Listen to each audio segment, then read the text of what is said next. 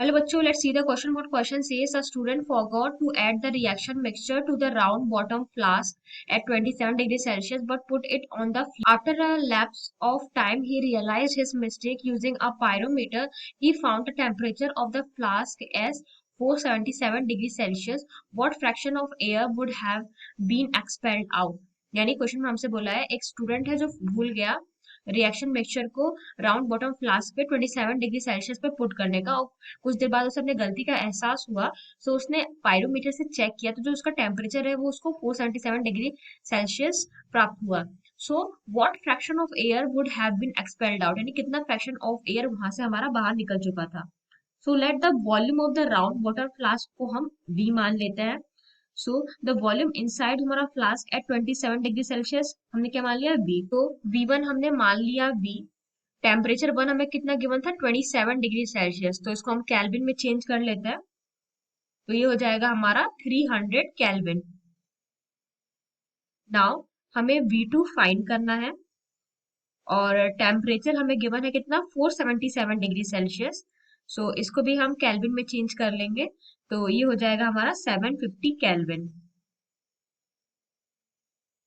Now according to Charles law, according to Charles law हमारा V1 by T1 equal होता है V2 by T2 के। सो हमारा V2 क्या हो जाएगा V1 T2 बाई T1।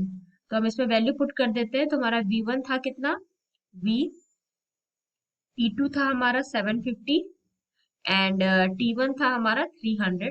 तो ये आ जाएगा हमारा 2.5 V के बराबर। देयरफॉर वॉल्यूम हमारा कितना एक्सपेल्ड हुआ, तो ये हमारा V2 माइनस V1 कर देंगे। Therefore volume of air expelled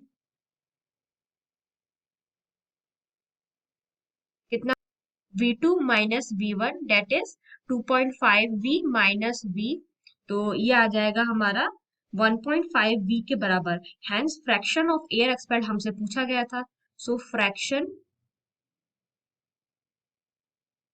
of air expelled out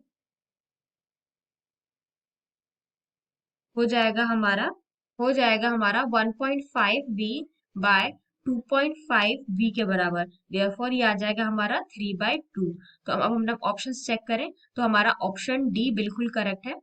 I hope the concept is clear. Thank you.